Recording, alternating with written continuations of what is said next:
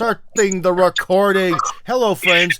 It is Tim Kirby Russia here with my friend Chris, who's from the Grayzone and Twice Told Tales, which he's here to promote today. But, Chris, you were just telling me about something very interesting. I took a little nap before this, so I'd be awake. Has Wagner taken over the country, or the opposite, while I was asleep? No, Prigozhin had to be mediated with by the Belarusian president in order for him to stop trying to storm Moscow, which I think for his neck is it's actually a benefit for Prigozhin, because he was probably about to get totally nuked. I can't imagine. Oh my gosh! So whoa! So they said that the mainstream media said that Lukashenko disappeared. So did he get in his personal jet and fly to Prigozhin? Wait, what happened here?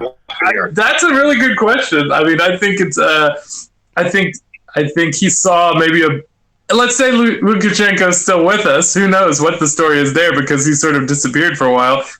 He seems to have decided that it was the only way to keep Prigozhin on the right track in Ukraine, with denazification. So I don't know. It's very strange. I was just listening to a couple different sources now, and it sounds like Prigozhin's now heading off to his to camp for the night, or whatever his soldiers do. And he's no longer trying to overthrow the government or whatever. I don't know. Russia is just very, very very, very chill. Because if someone had tried to do that in the U.S., if there was some mercenary army that was storming, who took over even a small, a doghouse in America, they'd have had them surrounded and blown up by now. But so I just think it shows the calm and I don't know, calculation of Russia that they didn't go. Yeah, dude, you'd be surprised. That's one of the things I like living about here. I guess it just maybe spoils some of the secrets, but in Russian society, you're allowed to mess up a lot. It's actually kind of refreshing. So in some ways it could be frustrating living here because everything is done like crap, but then you also get to do stuff like crap. And it's in America, how many times could you call into work or something and be like, "Oh, dude, there was this party last night, man.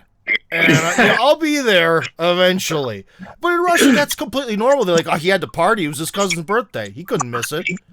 Yeah. You know what I mean? So I think that it's a little bit of that. It's called I forget what it is. If we get into this, tripping over my words. If you're sort of familiar with the whole the red pill dating manosphere coach guys, part of projecting yourself as being this sort of alpha Chad guy is being extremely irresponsible, and I think that is part of the Russian male mystique of I'm so manly that I could just be ridiculously irresponsible. Look at me be late or show up drunk to a public event. I'm crazy. I'm so alpha. So I think that's all part of it. Shows your status, because it means that you have that people are going to give you a break. Yeah, you're not something like that. And I'd also have to. Yeah. Go ahead. Now I was going to say, I also could have to do somewhat to Eastern Orthodoxy and how also the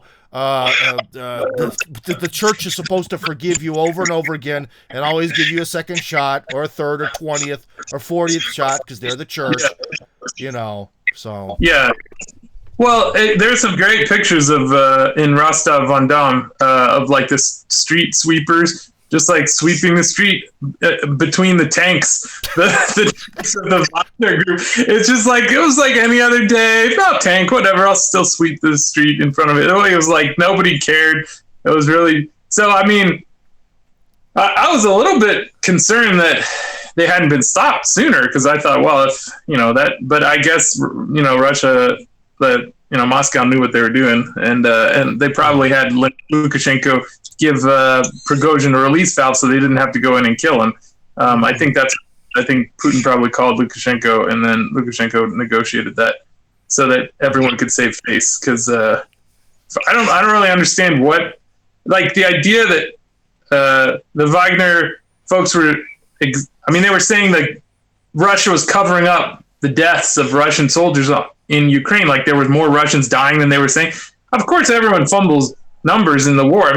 Ukraine is ridiculously undercounting their casualties, but if you just monitor both the Ukrainian and the Russian Telegram, I do not see any evidence of massive Russian casualties. It just looks like they're using long-range artillery. They're using a lot of very creative drone attacks, and I don't see where the deaths are coming in. And there's just the most disgusting videos of dead bodies I've ever seen are coming from the Russian troops posting. So yeah. I don't know. How do you view that? Well, it's the one thing that since this morning, I think about every possible narrative about the nature of Prigozhin has been thrown into the air, and one of these potential narratives is that maybe he for some reason is either buying into the Western talking points or was somehow coerced into working with the West, which again seems confusing because what could they possibly offer him? Is sort of the question to like, because he really he basically he's really repeating a lot of their talking points. I mean, he sort of describes the war as if he's working in the Ministry of Defense of Ukraine, like the way they describe how things are going. So it's very strange.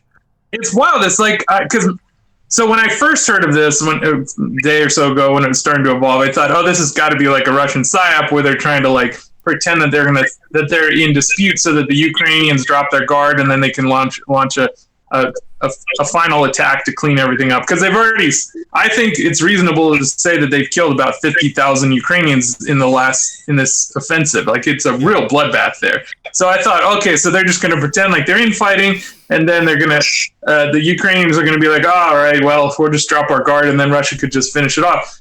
That seemed logical to me, but now what it really does seem like is Prigozhin got bought off, and since he's a private military company, that does make sense. And Satara Sadiki, my co-host on Twice Told Tales, she sent me some headlines. One was like, Prigozhin is like negotiating with America to work for them in Africa, and the other one is like in a couple Israeli headlines, like kind of praising Wagner, and one of a picture of the Wagner flag being hoisted in Tel Aviv. So that's really unusual. So it does sound like he has a lot of support in the West now. So what then I was thinking this afternoon is that maybe this was some kind of weird long game to stage a coup or to like flex against Putin, because the liberals are eating it up now. I think liberals here are probably about to put Wagner flags on their cars. So I think it doesn't take much to get support from liberals here. No. It's very black and white. It's much like a toggle switch almost. Yeah. So I don't know. Your guess is as good as mine, but it is a bizarre situation. It could be that they were just in a war a little bit too long and they've just gone off the deep end, so to speak. Like, I don't know how anyone can maintain moral psychology in that environment for long. So they could just be. Yeah, I don't know. Or two, with his perspective with him doing sort of the upfront fighting, there is a real chance that, he saw a lot of people die. And again, human beings are not computers. You see a lot of your guys die. You see a lot of their guys die. And maybe his perception of things from what he was doing in Bakhmut really actually resembled those sort of like Ukrainian Ministry of Defense talking points. A lot of times an internal perception of things can be very different. Like you work in the media, you know how it is. One tragedy happens somewhere, and then the entire country, like especially in America, flips out over it. One horrible abduction of children everywhere means that no children can play outside ever again. I was watching a video about that the other day.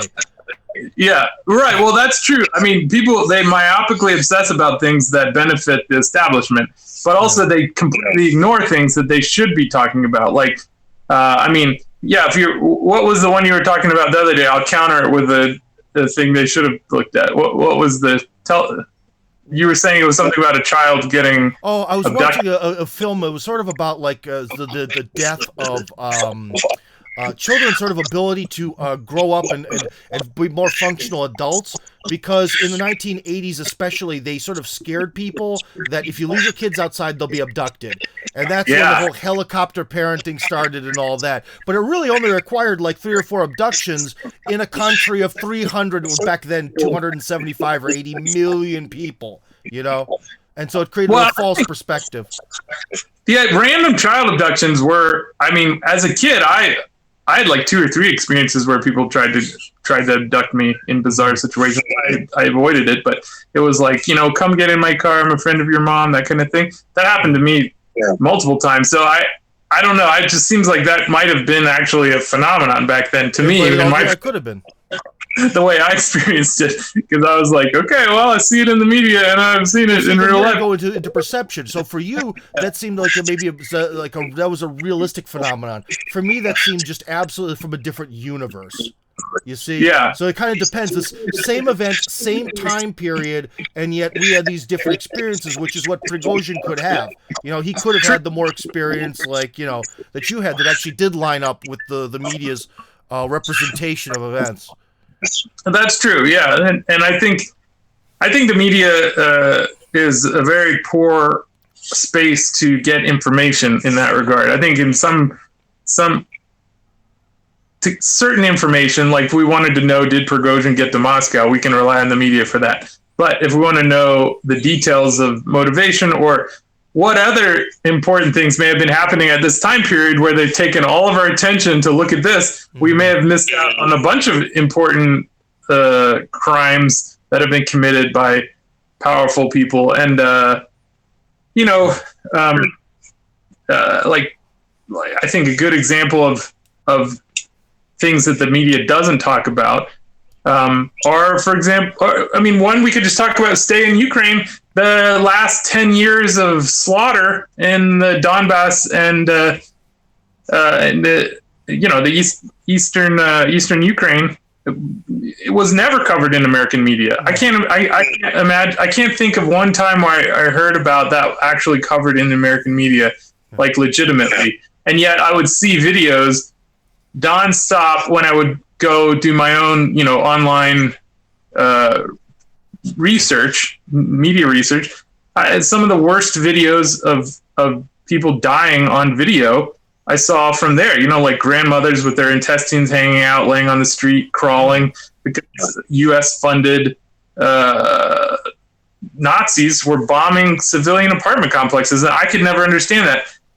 So why didn't we focus on that? Well, now we can see, because that was meant to be a triggering event for this whole situation that we have now. They wanted, because that wouldn't have allowed them to then start this conflict and blame it on Russia. Because if they would have shown sort of the thing of like, these people have been victimized for 10 years, and then someone comes in to clean up the problem, the American public would probably just sort of shrug their shoulders and be like, okay.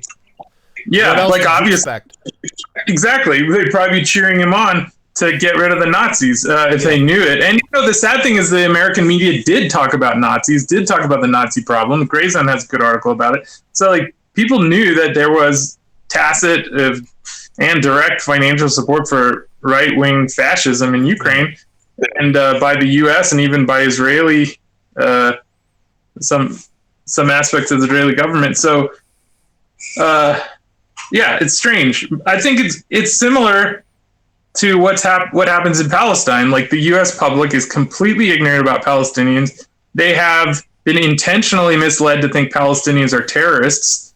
And so if you talk about Palestinians now, I think people are slowly getting out of that misinformation. But for decades, if you just said the word Palestinian, people would imagine a terrorist because it'd been so linked to that. When it's simply people just defending their homes being stolen from them. If someone comes and steals your house and you fight back, do you think you're a terrorist? No, you're just trying to get your property back. And yet they were framed like that in the U.S. And so now we have a situation in which just the other day I sent you a video, like RT covered it really well. It's an example of one of, I think it's probably like 80 people to this point of the year, maybe even more, but many of them children. I think it's like 40 or something children that have been just killed by Israelis. And this was a girl who was just in her garden. An Israeli Jeep pulled up, shot her between the eyes, and she died. And her little brother came and found her dead in a pool of blood. And they interview the father, they interview the siblings and the friends of the girl. And nobody's if that happened here, so if some, I don't know, Russian shot a little girl here in America, would she?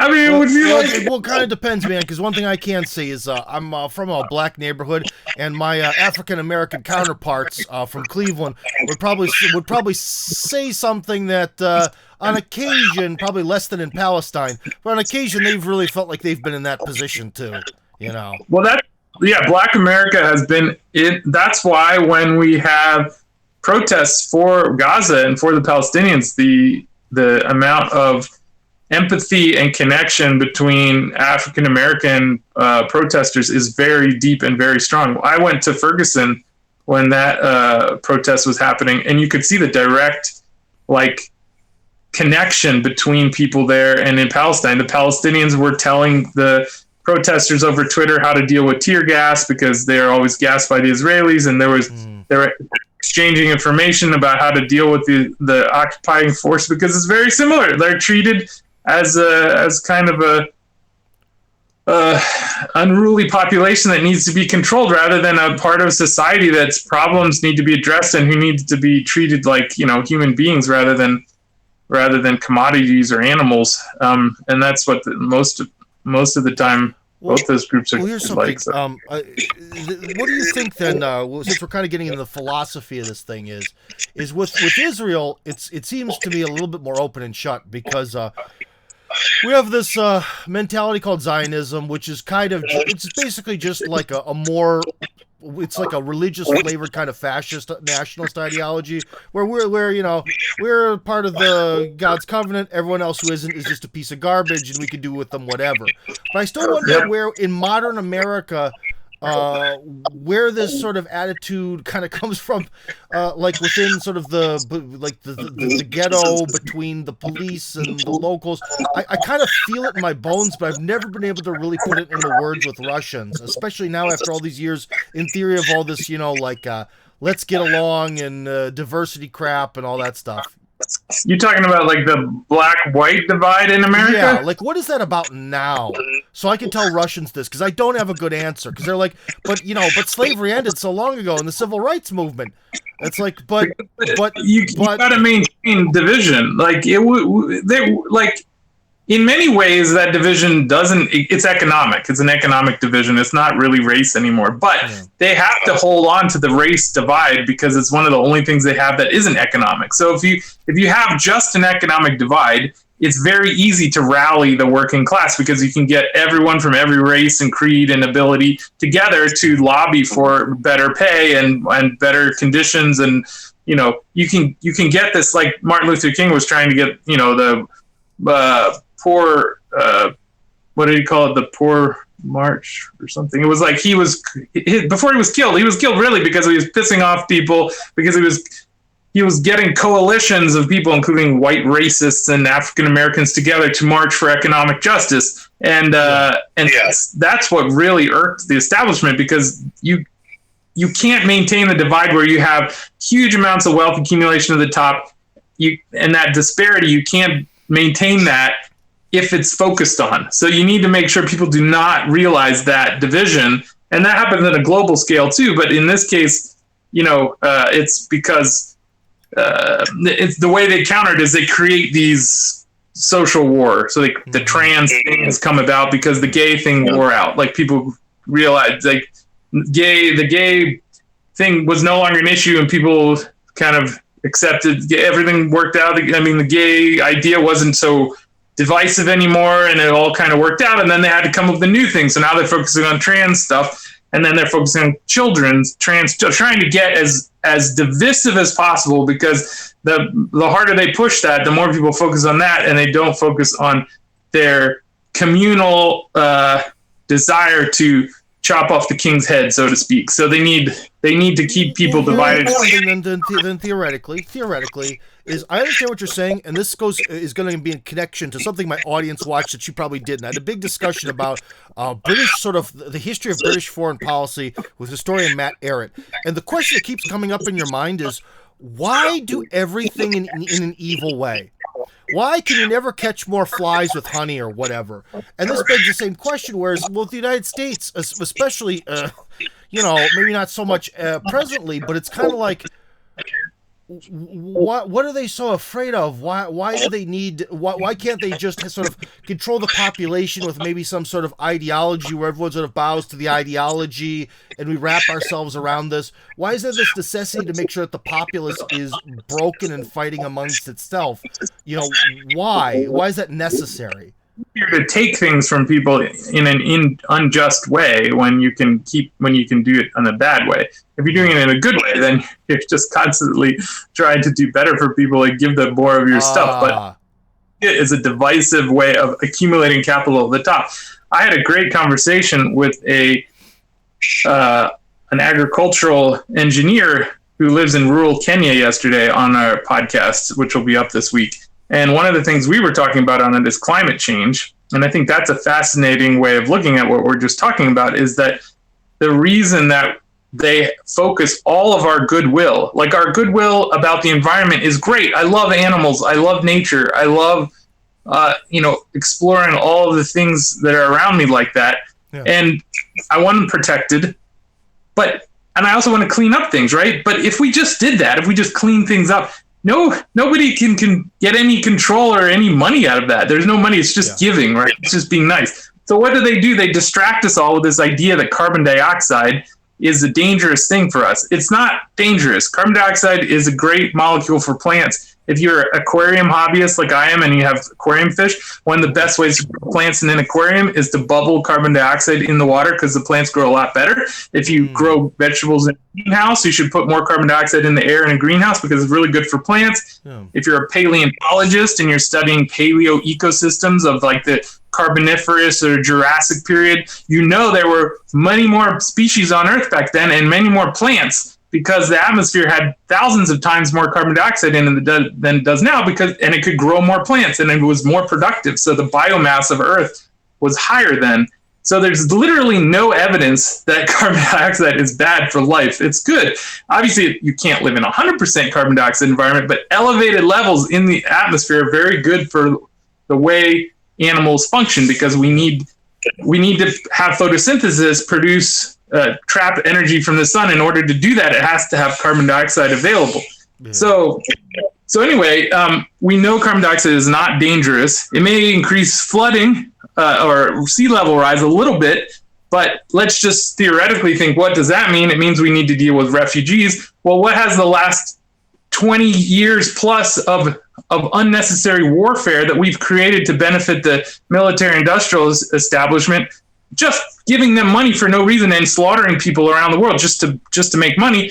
And then the refugees we've created from that is like hundreds of millions of refugees that then all the countries of the world have had to deal with on their own and pay for their own, because it was a result of the U.S. basically trying to make money for the military-industrial establishment. The military-industrial establishment didn't pay for those refugees. So if we're able as a world to absorb those refugees from the greedy, blood-thirsty military-industrial establishment of America's phony wars, then we can absorb a few 100 million from climate change, those effects. So the idea that it's this catastrophe of carbon dioxide is so phony, but the reason they want us all to put all of our goodwill and energy that we could be directing towards cleaning the environment, preventing deforestation, cleaning up the oceans, preventing overfishing, all the other great stuff we should be doing, we focus as a culture directly only on carbon dioxide. And that's because that is very economically beneficial, because then they can do carbon markets, and carbon dioxide is directly related to energy consumption. Mm-hmm. So what that means is now in a post-colonial world, we can't create that disparity between the rich and poor countries by going in there with guns. I mean, America has done it a few times recently, including in Syria, where we occupy a third of their country illegally. We call it our own. America says we own Syria, in their own words, and 80% of their oil. But so let's ignore that. But theoretically, in the past, colonialism would go in and just steal whatever they wanted. Sometimes slaves, they would just take slaves. They would whatever they want. Yeah. But because the culture has sort of evolved away from that, unless you're an Israeli, you or an American in Syria, you don't do that. And you have to justify it in your liberal class. So the way they've devised it now is using carbon markets. They can say, okay, we're a rich country. We need to use energy, but everyone gets a certain amount of carbon credits based on their population. Yeah. Oh, Uganda, you're poor. You want money, right? Or you have a corrupt government. You want money. We'll just buy all of your carbon credits, and then we'll use that, and we'll burn those. But you guys you can't use any energy now because development by saying we're protecting the environment when it's actually just the same thing as going in and creating famines like the British did many times. Like it's like a way of suppressing the growth, creating wars in Congo like the U.S. supported. Any of those ways of suppressing development is now it can be done with the approval of the liberal class and saying that we're saving the environment when actually we're just creating this disparity so that the looting can continue. And so we do that on a small scale, like in south side of Chicago, or we do that at a large scale, like in how we treat the developing world. Yeah, my father was a factory inspector for a lot of years. It's hard to believe, but there's still factories in America. And he actually said that when you break down really the expenses of a company, beyond safety, beyond human resources, the number one thing that eats away at the cost of any particular item are these environmental regulations. Yeah, well, that's the thing. That's the great example because companies do not want environmental regulations. They are not happy about that. But if you look at like Shell Oil or any of these like huge behemoth carbon producers, they all love the climate change narrative. They're all gung-ho, like save the world, like green energy, whatever. They all love that whole narrative. Green energy is like it's like a painting on the eggshell of this scam because it's like green energy doesn't really work. It's all going to be produced by fossil fuels anyway. So if you look deep into the idea of like solar and wind, it's a veneer. They're not very efficient. They can only work a certain part of the time. They're always backed up by fossil fuel. There's a huge amount of fossil fuel put into creating that energy. And the only real alternative is nuclear, and I'm not a real fan of that. I'd much rather have plants growing around me than radiation. So the output of the danger of a breakdown of a nuclear power plant is way worse than a coal plant. So I'm not anyway. So yeah, what you were saying is true. So the regulations are very costly.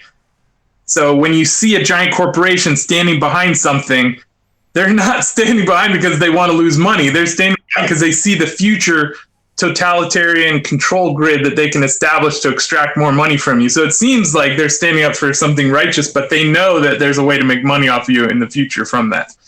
Yeah, and it always too amazes me, because I grew up in the same country as yourself and millions of other people, and a lot of the stuff, it seems obvious, like what you mentioned about companies. Like I think even in school they told us about how like Coca-Cola and what other clothing companies, Hugo Boss, they all supported Nazi Germany. Yeah, what?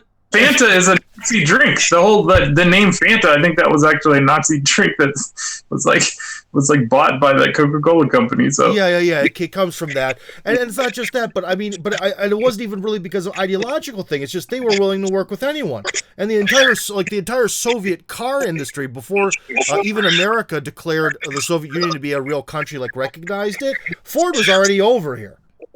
Communism, schmommunism, let's go, baby. Let's make some cash. Well, Operation Paperclip, they brought Nazis over here because they thought they could make money off of it. So, like, there's the idea when you hear a government or whatever corporation talk about ideology, that's why when you see them flying rainbow flags that they're just full of crap. And it's like, I want everyone to be happy. If you want to go chop parts of you off and color your hair, do whatever it is. I saw a guy in the store the other day who had like his ears had been modified to be long, pointy elf ears. Oh. And, that's freaky. I don't know how you go visit your grandma like that, but if you want to do it, knock yourself out. I'm glad I live in a country where people can let their freak flag fly. But at the same time, there has to be limits on that in terms of protecting a family environment, because that's how you're going to raise a sane society. So I I think you have to have a balance, and when you see giant corporations like doing these trans rights things where they don't even know what they're doing, I mean, you can't just say trans, because that means many things right now. That means you might be supporting, a 12-year-old girl who thinks she's a boy. Maybe she is, but she thinks she's going into surgery and like altering her life for the rest of her life when she couldn't even drive a car. She couldn't do anything else where we say kids have the sensibilities to do anything. And it's because there's a giant medical industry that was going to make a ton of money off of this. And they can guilt trip people into it and make you think that you're an evil person because you're preventing someone from living their true self or whatever. I mean, there's so much hokey pokey nonsense, and nobody's really caring about the kids, and that's a slippery slope. And it also whitewashes war. I think that's another important thing, is they can use these rainbow colors or whatever these are, whatever social movements. I don't mean just the trans thing, although it does get under my skin, but there are all sorts of weird social movements that they obsess about because they're able to fly those flags, and then underneath the flag they can do some crazy thing. Like the Zionists are a great example. They say they're Jewish, we're Jewish, and then at the same time they're committing these horrible crimes that have nothing to do with Judaism, but then they say, we're Jewish, and they do that. The military establishment now is flying the rainbow flag and say, we're so good for gay people. There's something I wanted to ask you, or at least to clarify for the audience, because when we talked before, I think you kind of were getting into, like, you were a journalist in Israel, or you spent a significant amount of time in Israel. Was that the thing? So could you tell us about your background? Because I think you're way more qualified to talk about Israel than pretty much anyone I've ever had in this program before. So I kind of wanted you to sort of tell us about your background with that. For a couple years, I worked for a couple different nonprofit projects. I directed an organization there, and then I set up another local one. And then while I was there, I would go to the protests because the people I hung out with were Palestinian, and I knew that there was an issue. And then I saw people die and these people were killed at these protests, and I was like, okay, someone has to know about this in America because we should oppose this, because I knew America was supporting it. So I went and I took lots of pictures of funerals and I went to like hospitals and took pictures with the doctors showing me x-rays of the kids' skulls with bullets in their brains, and to try and show people that, look, these were just kids that were shot. And so I tried to send it to like NPR and all these American publications. Obviously nobody wants those stories. So I was a little naive when I started, because I was like, I want America to know about this. I came back, and then I started doing activism here. And then I tried to go back again to work for another aid project for medical relief. And I'm now banned from going to Israel because I came back to the U.S. and I used free speech to try and stand up for the Palestinians.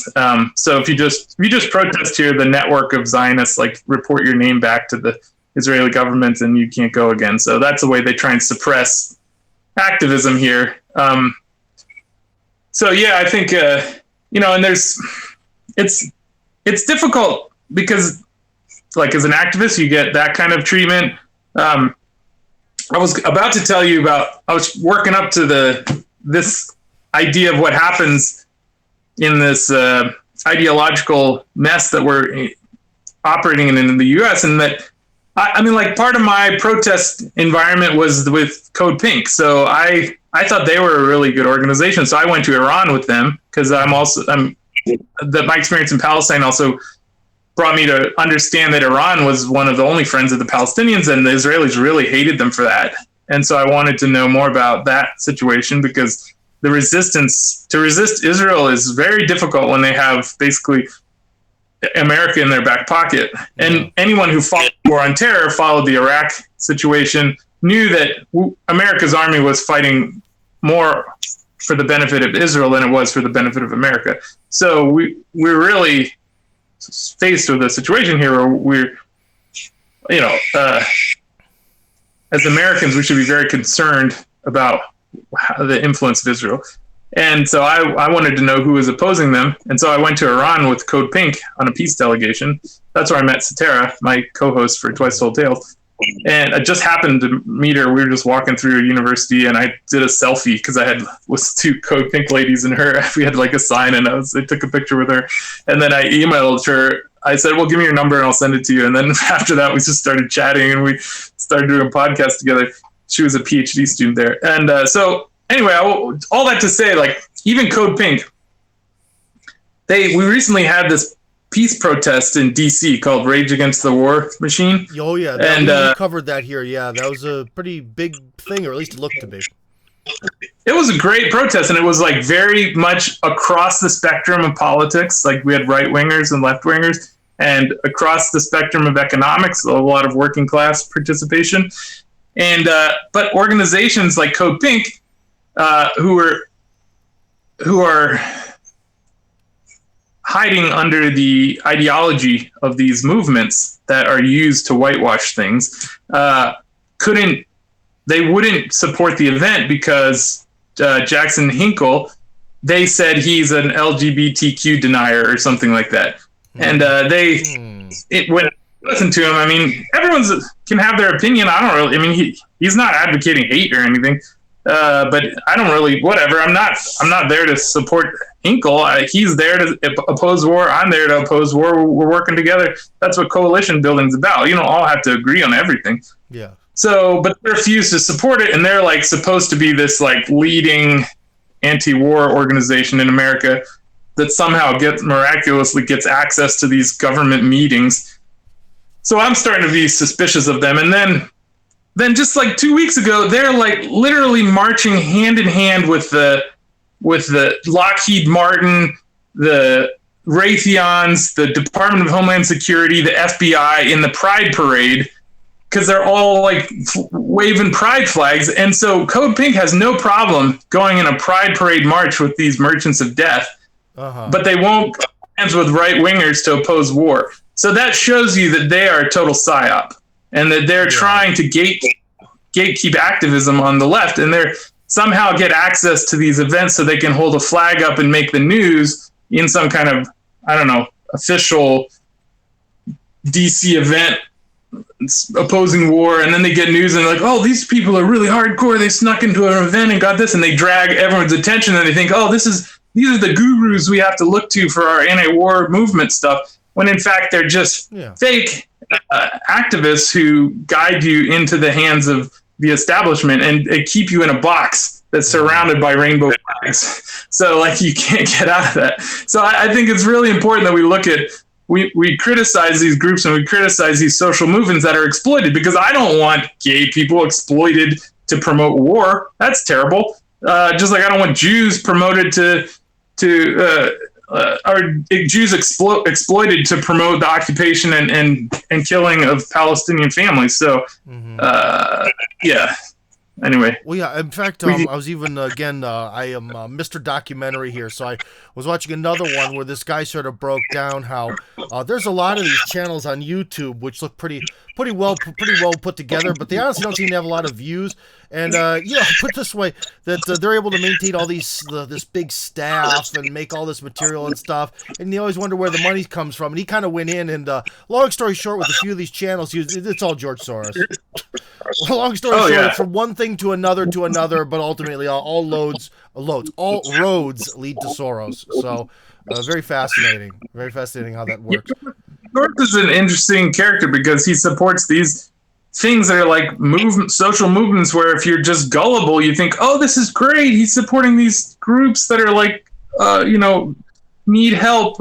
And then you look at it and it's actually, if you understand how George Soros makes his money, then you really should be more skeptical of him. And it's not a right-wing talking point to be skeptical of the guy, because he makes money on the decline of governments. He makes money on the destruction of society. Yeah. That's where he makes his money. So destroying society is his business. And you can't just go in and destroy society by saying, bang! You can't. You have to go in there with a really like. And one other thing too, where especially these sort of people who are this kind of sort of like feels people, and let's help each other. They should really listen to him actually in his own words, because he did learn how to speak English, and he very much has that sort of sociopathic, completely empathyless way of talking. It's even stunning. He has a very monstrous mannerism about him, and you'd think that they'd sort of react to that or see it, but or they'd just never listen. So for the Nazis, he's a Jewish dude who worked for the Nazis when he was a kid. Yeah, so I mean, and he openly says it. He's like proud of it. So he's a sick character. And the fact that liberals have been duped into thinking that if you're critical of George Soros, you're somehow a right wing, like dum is ridiculous. And it shows how weak the liberal critique of anything is. I'm just shocked because 10 years ago, I thought liberals were like, a little bit naive, but like we're basically right, and that conservatives were basically wrong. But now I am like, especially after COVID, I'm like, liberals are dangerous because they don't use critical thinking at all. Like, so I mean, at least conservatives are using some sort of like brute force critical thought, which may not be beautiful or like easy to replicate for some of us, but it comes to some conclusions. Like over COVID, that was very easy to see who was actually thinking critically and who was just repeating what the TV was saying because they thought the TV was against Trump. So it's like, yeah. So how was that for you over there in Russia? Like the COVID thing? You were there during COVID. It was really not that bad. And in fact, one thing that's the most important thing that I have to point out to anyone in the West is, well, when was the day that COVID died? The day the war began. Because the day the war began was the day when Russia essentially left the West forever. And that's when all the restrictions and all that started to vanish. But even during the height of it, there was only in Moscow, there was a 3-month sort of lockdown. And it really wasn't that bad. Well, then again, I own a house outside the city, Fort Kirby, right? So for me, it wasn't too bad. Of course, my house wasn't really super finished up at the time. But it was okay, especially having kids. But they like closed a lot of the parks and stuff. There were two things that were kind of scary. They kind of put in that whole like QR code in order to use a restaurant. Like you have to be vaxxed to go into a restaurant. That lasted for literally like 14 days. Then Putin came back from one of his trips and they got rid of it. But remember, COVID was handled on a statewide basis in Russia, which is weird. So it really depended on what region you lived in. But so there was a little bit of the QR code stuff. They kind of rumored it would come back, and then the war started, and now it's vanished to history.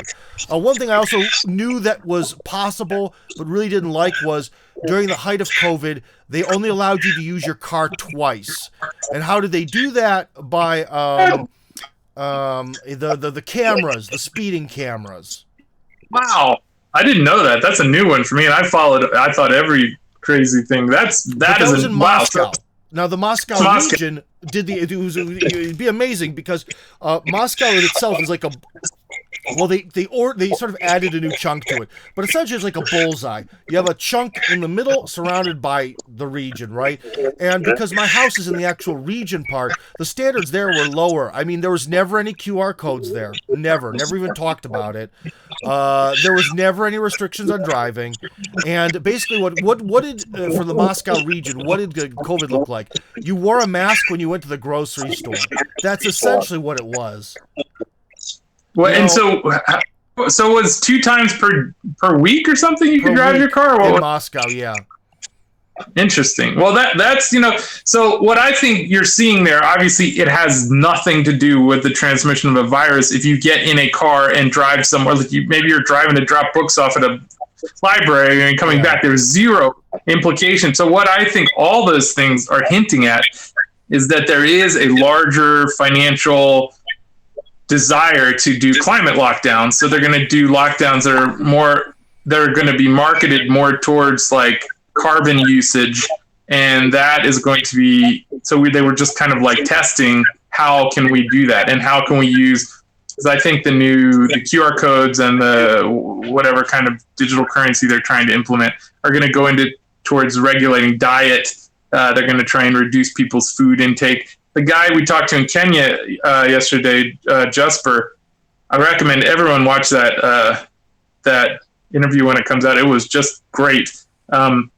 We're talking about how in Kenya they've just now they've removed all government subsidies for fertilizers for food. So fertilizers have doubled in price there. So this is a country that has massive problems with famine, and this is done by foreign foreign advisors, whatever, in the IMF forced that onto Kenya.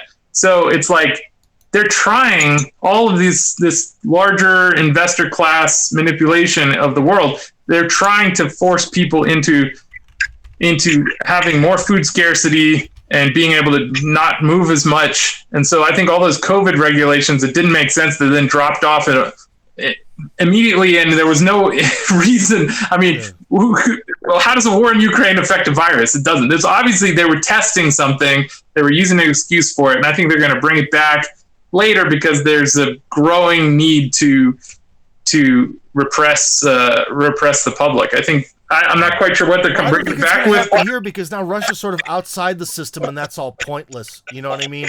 Because Russia really it was stuck in being addicted or forced to follow a lot of these global trends, and sort of now it isn't.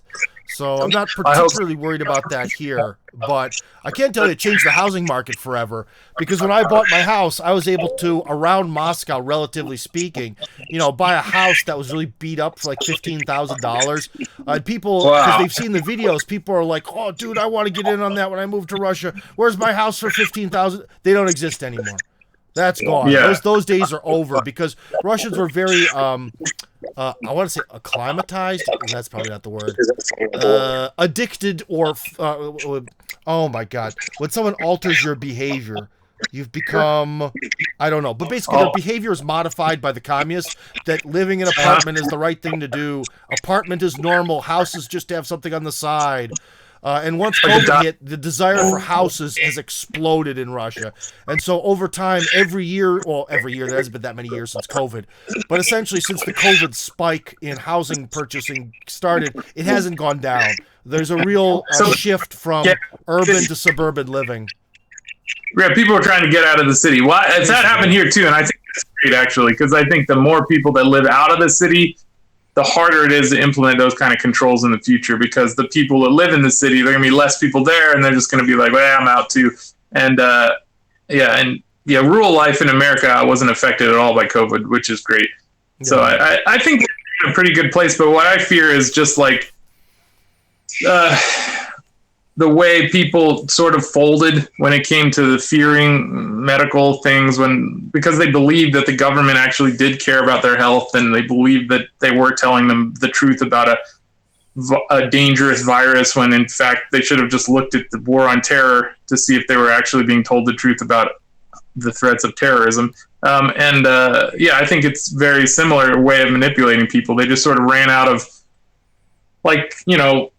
different social movements aren't as useful anymore once they become accepted.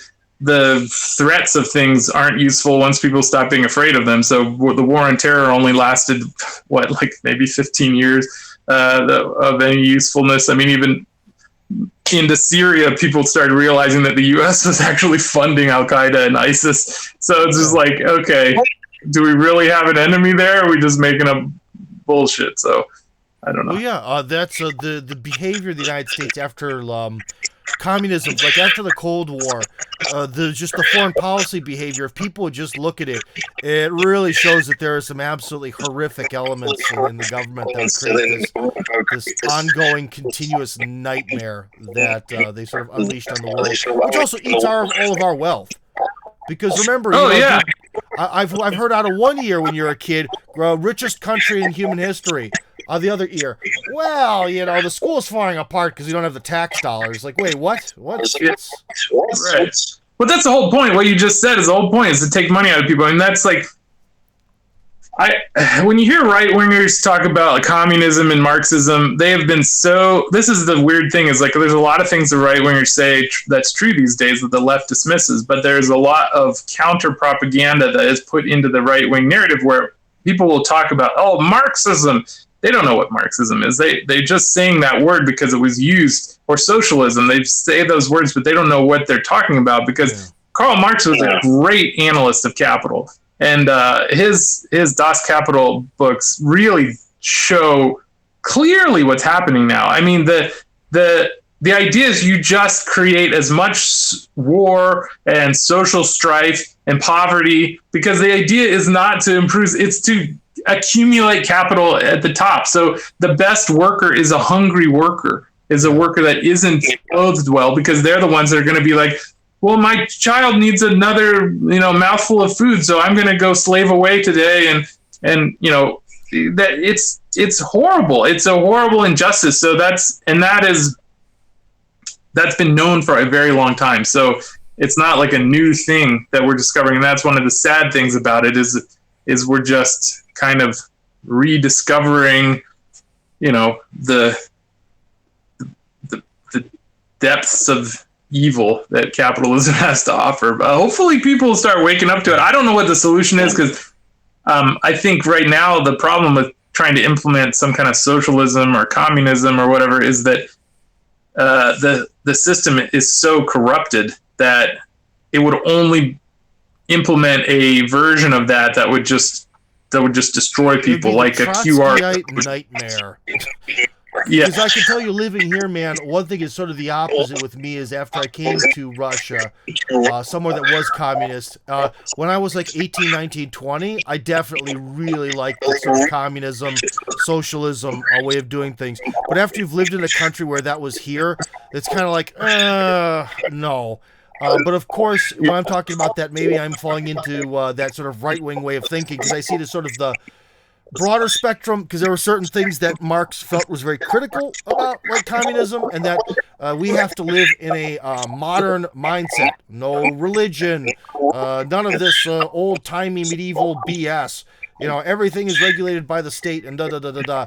And I think that ultimately when that happened here, it just was really destructive for humans and our spirit. So I don't know. I really... I don't see it as an answer. I don't agree. I'll put cultural destruction. I've wanted to write a book about political ideology for a long time, and I think the first chapter, I kind of wanted to mention that I think that both communism, where to the communist sort of way of thinking of like, ooh, government good, business evil, and the sort of right-winger bootstraps guys, libertarians, ooh, business good, government evil. I think they're both wrong and both right at the same time. I agree 100%. Yeah, I think there's a middle ground that needs to be really heavily regulated, and there needs to be like 3 levels of enforcement and regulation. Like, you can't just let businesses regulate themselves. You can't just have like one office of the government that does the regulation. You have to have like multiple checks and balances, because everyone's going to weasel their way out of it. I mean, all you have to do is look at like taxation rates in the U.S. Like, it used to be like people in the like the highest income brackets were taxed at like 90%. We had 90% income tax bracket in the U.S. Now now people like Jeff Bezos pay no taxes, because they figured out ways of using their political power to manipulate the system in order to deregulate everything in their favor, whereas the poor working class doesn't have that ability because they don't have that political power. And so they're the ones actually paying for the roads for Jeff Bezos to drive on. So it's like, so that's where you're right. It's like when it's all one way or all the other, you have corruption. Like, you either have pure fascism, which is basically what we have now in the U.S., or where you have corporate and government colluding against the people. That was Mussolini's definition. I think it's a good one. And that, because everyone's always, when they hear fascist, they think like killing Jews or whatever. That's not fascism. Fascism is an economic way of governance. It's often exploited by right-wing bigotry and ideologues, but the actual fascism is an economic mode of operation with government. So we have fascism in America. We don't have socialism. We do in some regard, like with the postal service and the fire station. So when people talk about not being able to do Medicare for all because it's socialist, you can reference that. You can say, well, we have those services. Well, I would actually reference Russia, because in Russia we do have state medical care, but we also have private clinics all over the place. I think that's a big part of the answer, because we're always forced into this, either this or this. Why not both? Yeah. Because right now, say I get shot in the shoulder or something. I call an ambulance, and because I'm a citizen here, they pull out the bullet and whatever. But you know how it's going to be at a government hospital. No one's going to stand there and hold your hand and kumbaya, and you're probably going to be in a room with 5 other guys, right? Or I could, call a private ambulance because I have private insurance, and I can have my own nice room, and all the nurses can tell me how much of a wonderful person I am, and they'll feed me, like, I don't know, a nice rack of ribs or something. We can have both. How much does it cost for private health insurance there? Oh man, how much does it wind up being? I don't know, like $45 a month or $50. Because one of the things is because like the thing about this is because there's competition. Because the government can do everything for cheap. You know what I mean? Because anything that happens to you, like when I broke my finger playing American football, I knew something would happen. So I kind of had the option of doing like the surgery for free, or going and sort of getting like a paid surgery. I forget how much it was. But I chose the paid surgery because it was kind of quicker. And again, I don't like this whole thing of like sitting in a room with like 12 other people for 3 days while I'm recovering from this shit, you know? Or like my daughter, I even remember I paid, she had to have her, what is that called? Not tonsils. Adenoid glands removed. And, you know, right. she gets sick real easy, so I kind of wanted her to have her own thing. So I paid, like, I don't know, $400 so she could have surgery, then have her own room afterwards, you know? And it was just as a private clinic. The funny part was the one nurse thought this was part of the service. So, like, the one nurse sat down, and she was like, you know what, here, let me explain to you. I know you're probably scared. Let me explain to you everything that's going to happen during the surgery, and you'll feel better. Of course, this is in Russian, but I speak Russian pretty well. And so she starts describing the surgery, and I was just like, ma'am, I just don't want to know. She was like, well, you know, part of surgery is we're going to have to temporarily force your daughter's heart to stop when we do this. I'm like, oh, don't tell me. Don't tell me, baby. So, you know, I would say that it's good. But again, why is it so cheap? Because at any point, we could have just gotten it done for the free service. You see what I mean? Yeah. So that really helps out with this. Yeah, and that's a great, Americans just don't understand how they're getting gypped. That's the problem. It's like, no, I wish, we're not inquisitive, man. Like, trust me, this is a Bash America Fest. There's plenty of bad things to say about Russia we could. But with America, one thing that really kicks us in the butt, our absolute lack of inquisitiveness and knowledge of history.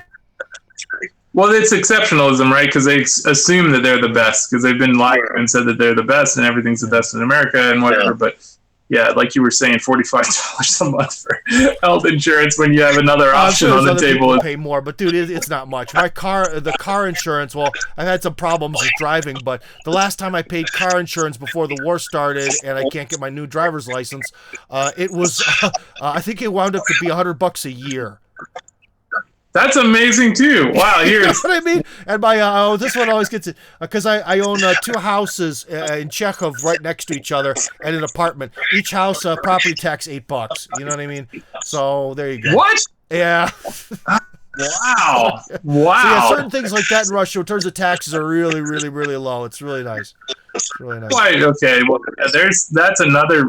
You can see why Russia is definitely more about its people. That's amazing. Yeah, wow. I think that in some ways, because some of the laws were actually made by some of the rich guys, but in some ways, because we're talking about rich guys doing stuff on the one hand in America, but in Russia it worked out well. I think because in Russia it was more people who are the more like the nouveau Russian rich who are just like, I have money, low taxes, don't touch my money.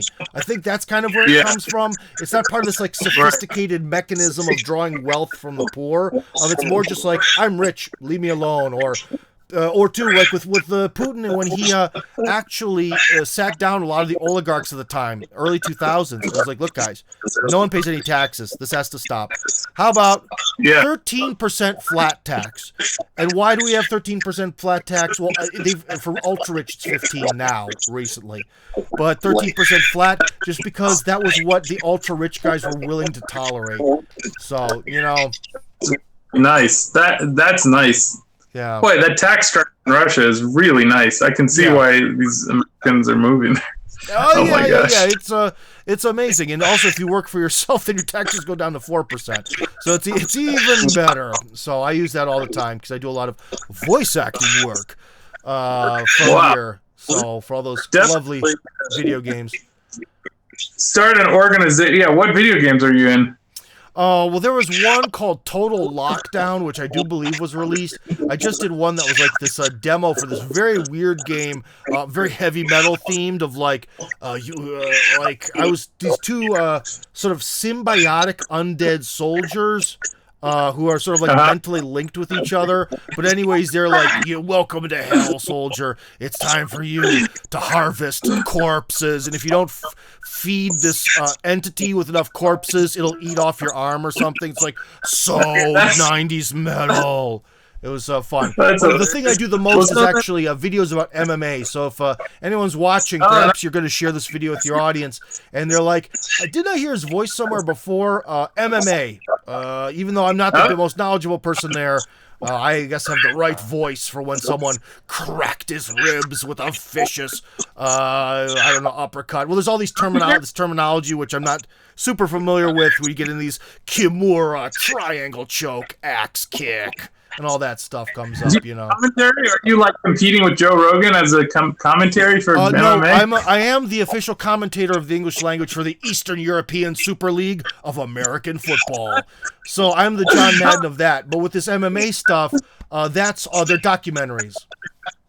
So do you like improv those that commentary, or do you just read a script? For the documentaries on MMA, oh yeah, there's a script. It's all very, very well organized and researched. For American football, which I've been a little bit slow with, if you guys check out on Cloud TV, yes, Cloud TV streaming service in America, you can watch our league. I've been a little bit behind on the games, but that I just do, just like this. There's no, I get some statistics. The player rosters are online, so of course I have open one window that has the rosters.